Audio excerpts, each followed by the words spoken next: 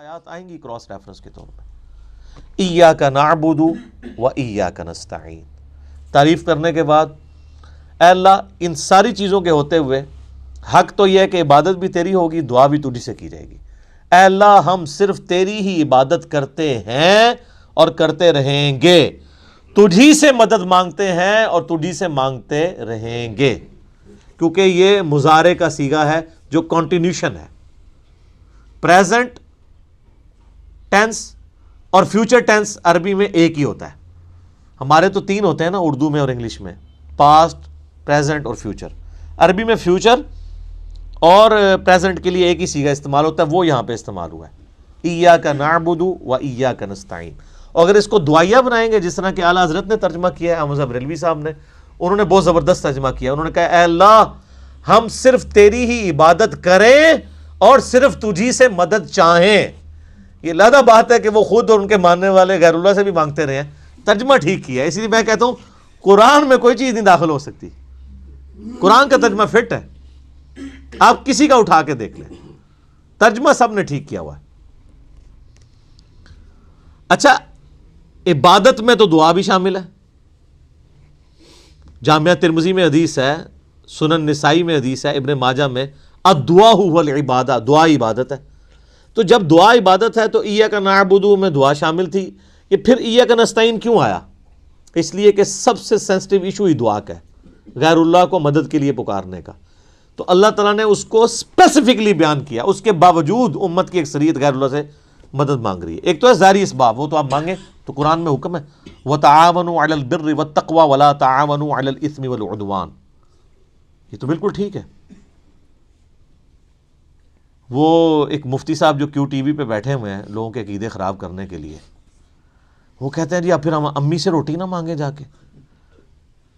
بھائی امی سے روٹی وہ مانگتا ہے جس کی امی گھر موجود ہوتی ہے، جس کی امی قبرستان میں آرام فرما ہوتی ہے. اگر وہ امی سے روٹی مانگ رہا ہو تو اسے کیا کہا جاتا ہے؟ پاگل یا مجذوب. تھوڑے سوفسٹیکیٹڈ ورڈ، مجذوب یا پاگل. تو یہ پاگلوں سے آپ گفتگو کر رہے ہیں، یہ دھوکہ دے رہے ہیں. وہ کہتے ہیں جی کوئی دریا میں ڈوب رہا ہو تو اللہ کو پکارے گا، یا جو وہاں پہ کنارے پہ لوگ موجود ہیں ان کو پکارے گا. بھئی یہ تو ساری اسباب ہیں. تو سر وہ اس وقت شیخ عبدالقادر جیلانی کو بھی پکار کے دیکھ لے اگر اس کو ہے کہ وہ بچا لیں گے، کیونکہ اللہ نے دنیا کو اسباب کے ساتھ جوڑا ہوا ہے. ان کو اگر اپنے بزرگوں پہ اتنا مان ہے تو یہ پھر دریا میں چھلانگ مارے نا اور پکارے بزرگوں کو. ظاہری اسباب میں آپ نے اڈاپٹ کرنے کا حکم ہے. ہاں جو دعا مانگی جائے گی بغیر اسباب کے، آپ جو غائب میں مدد کے لیے پکار رہے ہوتے ہیں، مثلا یہاں بیٹھے میں ان کو کہتا ہوں مجھے پانی پلا دیں، بالکل ٹھیک ہے. لیکن یہ بغداد میں قبر کے اندر ہے، میں کہتا ہوں مجھے پانی پلا دیں، وہی جملہ شرک میں لے جائے گا. یہ ہے اصل مسئلہ. یہ جھگڑتے رہتے ہیں جی وہ جی بزرگوں کو اختیار نہیں. میں کہتا ہوں جی بزرگوں کو اختیار ہو بھی، کوئی بزرگ ماشاءاللہ اتنا پہنچا ہے کہ اسے اللہ نے اختیار ہی دے دیا فرشتوں کی طرح، پھر بھی بزرگوں کو پکارنا شرک ہوگا مدد کے لیے. ویسے آپ نے محبت میں پکارنا ہے، آپ ضرور پکاریں، مدد کے لیے نہیں، ویسے اپنی محبت کا اظہار کریں. لبیک یا رسول اللہ کہیں، لبیک یا حسین کہیں، بالکل ٹھیک ہے، آپ محبت کا اظہار کریں. المدد نہیں. بارش کون برساتا ہے؟ اللہ. ڈیوٹی کس کی ہے؟ تو بارش فرشتوں سے مانگی جائے گی یا اللہ سے؟ اللہ سے. اچھا اگر کوئی فرشتوں سے مانگ لے کہ یار خیر اللہ نے ڈیوٹی لگائی ہے، سر وہ مشرک ہو جائے گا. اور یہ قرآن میں لکھا ہوا ہے. آپ پارہ نمبر 20 کھول لیں اگر کسی کو توفیق ہو. میں نے کئی بار سنا ہے، میں ایک جگہ بیٹھا ہوا تھا، وہاں پہ ایک شیعہ ذاکر بھی تھے.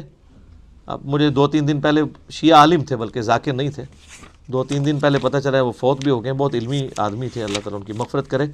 تو وہ ان کے ساتھی بیٹھے تھے، وہ کہتے ہیں جی ٹھیک ہے ہم یا علی مدد نہیں کہنا چاہیے، لیکن جو یا علی مدد کہتا ہے آپ اسے کیوں کہتے ہیں وہ شرک کر رہا ہے. میں نے کہا اس لیے قرآن میں لکھا ہے. تو میں نے یہ آیت سورہ النمل کی آیت نمبر 62 پارہ نمبر 20 کے آغاز میں، امن یجیب المضطر اذا دعا ویکشف السوء ویجعلکم خلفاء الارض االہ مع اللہ. بھلا بتاؤ تو کون ہے جو مصیبت میں گھرے ہوئے شخص کی فریاد کو سنتا ہے اور اس کی تکلیف اس سے دور کرتا ہے، اور تمہیں اپنے ماں باپ کے مرنے کے بعد خلیفہ کرتا ہے. اس زمین پر. اِلَٰهٌ مَّعَ اللَّهِ، کیا اللہ کے ساتھ کوئی اور الہ بھی ہے جس کی یہ کوالٹی ہو؟ قلیلا ما تذکرون، بڑے کم لوگ ہی نصیحت پکڑتے ہیں. تو میں نے کہا اللہ تعالیٰ کہہ رہا ہے کہ جس کے بارے میں تمہارا یہ عقیدہ ہے نا کہ وہ مصیبت اور پریشانی میں تمہارا مشکل کشا ہے، تو گویا الہ ہے وہ. اور سب سے پہلے تو مولا علی ان کے گریبان پکڑیں گے جنہوں نے مولا علی کے بارے میں عقیدہ گھڑ لیا. مولا علی بھی اپنی نمازوں میں اللہ کو پکارتے تھے. مولا علی کا ماننے والا بھی وہ ہوگا جو اللہ کو پکارے گا. پھر بڑے بڑے دھوکے ہیں جی ان کے. وہ کہتے ہیں جی غیر اللہ سے مدد کہتے ہیں حرام ہے. اور کون کہتا ہے غیر اللہ سے مدد حرام ہے؟ آپ یہودی سے بھی مدد لیں. بخاری مسلم میں حدیث ہے نبی علیہ السلام جب فوت ہوئے ہیں آپ کی زرہ ایک یہودی کے پاس گروی رکھی ہوئی تھی، لیکن جو سامنے موجود نہیں اس سے تو نہیں آپ اسباب کے طور پہ مدد لے سکتے. وہ جی قرآن میں غیر اللہ سے مدد کا ہے، کدھر ہے جی؟ وہ کہتے ہیں وَاسْتَعِینُوا بِالصَّبْرِ وَالصَّلَاةِ، نماز اور صبر سے اللہ کی مدد چاہو. تو وہ مدد تو اللہ کی چاہ رہے ہیں، یا یہ کہہ رہے ہیں کہ المدد یا نماز میری مشکل کشا، المدد یا صبر مشکل کشا. آگے نہیں پڑھتے ان اللہ مع الصابرین، صبر کرنے والوں کے ساتھ اللہ ہوگا. وہ کہتے ہیں حضرت عیسیٰ علیہ السلام نے کہا تھا من انصاری اللہ، کون ہے جو اللہ کے لیے میرا مشکل کشا بنے؟ وہ تو ظاہری اسباب میں. ہمارے نبی علیہ السلام کے بھی صحابہ آپ کے جو ساتھی تھے وہ آپ کے اسباب میں آپ کے مشکل کشا تھے، لیکن وہ والا مشکل کشا نہیں کہ جو آپ وہ سمجھ رہے ہیں. ورنہ اگر نبی کا مشکل کشا صحابہ اکرام تھے تو پھر تو ان کا مرتبہ اوپر ہو گیا. تو وہ صرف صحابہ مشکل کشا نہیں تھے، وہ یہودی جس نے نبی علیہ السلام کی زرہ گروی رکھ کے آپ کو کچھ دیا تھا وہ بھی مشکل کشا ہے. اور سب سے بڑا مشکل کشا سورج ہے. سورج اگر ختم ہو جائے تو زمین پہ نہ نباتات اپنا اگ سکتی ہیں، نہ حیوانات ان نباتات کو کھائیں گے. سب کچھ ختم ہو جائے گا. دنیا میں ہواؤں کا چلنا، موسموں کا بدلنا، یہ سب کچھ سورج کی وجہ سے ہے. تو کوئی کہتا ہے المدد یا سورج، کسی کے ذہن میں یہ وہم بھی آتا ہے کہ سورج مشکل کشا ہے، حالانکہ آپ کے بزرگ تو کچھ بھی نہیں کر سکتے جو کچھ سورج کر رہا ہے، اور سورج کو موت بھی نہیں ہے، یہ آپ کے بابے مر چکے ہیں.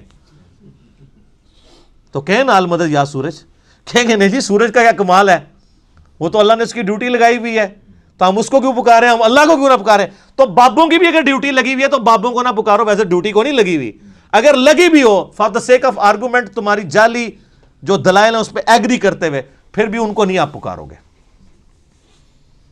شرک ہو جائے گا اور ناقابل معافی جرم ہو جائے گا. یہ اتنے سارے انہوں نے دھوکے دیے ہوئے ہیں، اور زیادہ تر ظاہری اسباب کے ذریعے دے رہے ہوتے ہیں. وہ جی صحیح بخاری میں حدیث ہے، ایک صحابی کی پنڈلی ٹوٹ گئی، وہ حضور کے پاس حاضر ہوا، آپ علیہ السلام نے ہاتھ پھیرا.